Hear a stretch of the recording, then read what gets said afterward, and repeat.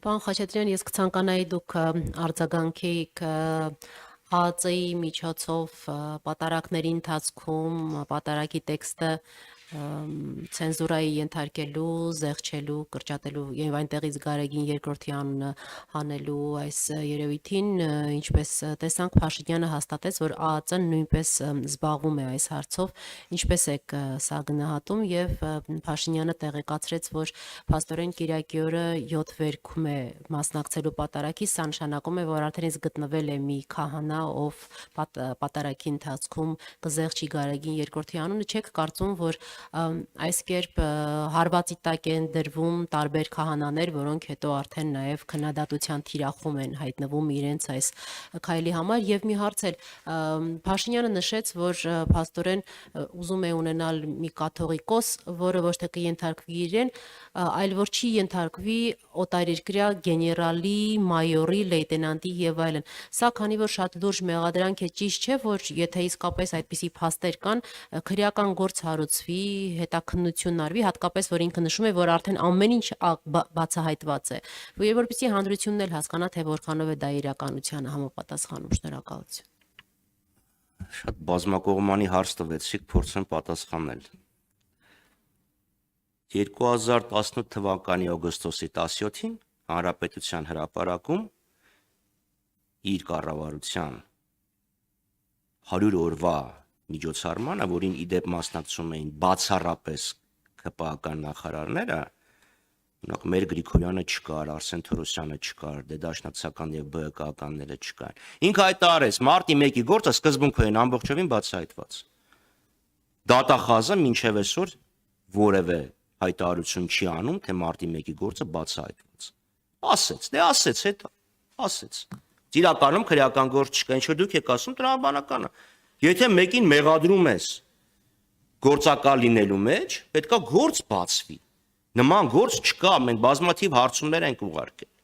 Որևէ կուսակցությունների, զինվորականների նկատմամբ նման գործեր կան, թե չէ։ Հիմա էլ կաթողիկոսին ասենք, դու մարդուն մեղադրում ես գործակալ լինելու մեջ, քրեական գործ պետքա բացվի։ Կամ եթե եկեղեցականներին մեղադրում ես գործակալ լինելու մեջ, քրեական գործ պետքա բացվի այդ հատկանիշով է, ոչ թե ջեբը պլանկցելու, հազար ներողություն, որ ուղղակի վիրավորանք է, ոչ միայն եկեղեցու, այլ նաև ժողովրդին, որ ահա ինչ կասեմ, կուզեմ կասեմ, դի հավատաս ուզես, չուզես։ Առաջին հարցին հետաքից եկանք։ Իսկ բռնակալական երկրներում ինչպես է լինում։ Բռնակալական երկրներում իրավապահ համակարգը դառնում է քաղաքական իշխանությունների գործիք։ Այո, ԱԱԾ-ին կուղարկեն, որ եկեղեցականների հետ զրուցի։ Չեմ բացառում, որ կուղարկեն լրատվամիջոցներ, որ լրատվամիջոցների հետ զրուցեն։ Դա է։ Կգտնվեն հայր գապոններ։ Չեմ բացառում։ Այսինքն արդեն գտնվել են։ Դե մեղադրել այդ հոգևորականներին, ովքեր համաձայնում են զեղչել, գուցե նրանք էլ ճնշումների տակ են, պարոն Խաչատրյան։ Իսկ Արշակ Սրբազանը ճնշման տակ չէր։ Իսկ մամուլը ճնշման տակ չի, չնշանակում։ Եթե ճնշման տակ է, ուրեմն ասա ճնշումն այնքան մեծ է, որ չեմ կարող կատարել իմ պարտականությունները։ Դիմի վեհապարին կարգալույց եղի, ավազանի տանը վերցրա, գնա, ասում են Հայաստանում այդքան գործ կա։ Գնա ուրիշ գործով զբաղ։ Ամեն պաշտոն, ամեն պատասխանատվություն, ամեն դիրք իր պարտականությունները, իր պատասխանատվությունները ունի։ Համ ուզում ես կոչվես հոգևորական, համ ուզում ես քեզ ոչ ոք չճնշի, այս պայմանն է։ Ամբողջ պատասխանեցի, թե ինչ որ բան բաց մնաց։ Երկու հեռուստաընկերություն։ Արոն Խաչատրյան, ընդդիմությունը այստեղ չի տեսնում իր մեղքը, որ Փաշինյանը արդեն հասել է կաթողիկոսին։ Նկատի ունեմ, որ չկարողացան ժամանակին հեռացնել, որովհետև փորձեր արվել են։ Դե եթե փորձեր արվել են, այս իրավիճակում դուք ինչ ելք եք տեսնում, ընդդիմությունը ինչ պետք է անի, պետք է օրակարգ թելադրի Նիկոլ Փաշինյանը եւ ընդդիմությունը գնա այդ օրակարգի ետևից, թե գուցե դուք նաեւ հիմա օրակարգ թելադրեք։ Չէ, մենք մեր օրակարգը ունենք, այլընտրանքային օրակարգը ներկայացրել ենք։ Իդեպ մենք հենց մեր քաղաքական ուժն է, որ դաշնակցությունը դեռևս 19 թվականին երբ բոլորը ասում էին վերև Աստված ներքև Նիկոլ Փաշինյան կամ չէ, երկուսն էլ հավասար ինչ որ միտեղ հորիզոնի վրա։ Մենք էինք ասում, ժողովուրդ բռնակալություն է գալիս։ Մենք էինք 20 թվին պայքարում, 21, 22, 23, 24, 25 թվին։ Հիմա դատարանի բակում ովքեր են։ Մերոնք են, չէ, մերոնք են։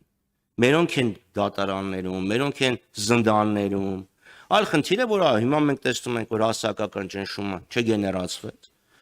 Նիկոլ Փաշինյանը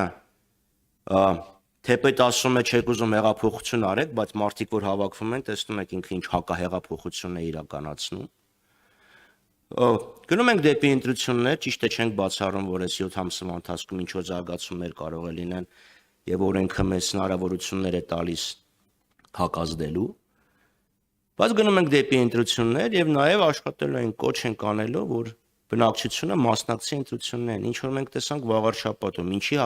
Նիկոլ Փաշինյանի տեխնացուն անցավ։ Ճիշտ է, ընտրողների 22%-ն էլ չի հավաքել,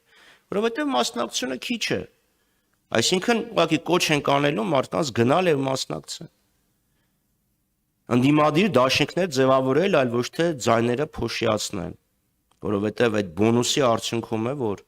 Նիկոլ Փաշինյանը օրինակ ազգային ժողովում ունի ընտրողների ներողություն, падգամավորների 2/3։ Այն դեպքում, երբ ժողովրդական քվեարկությամբ 53.9%-ներ հավաքի։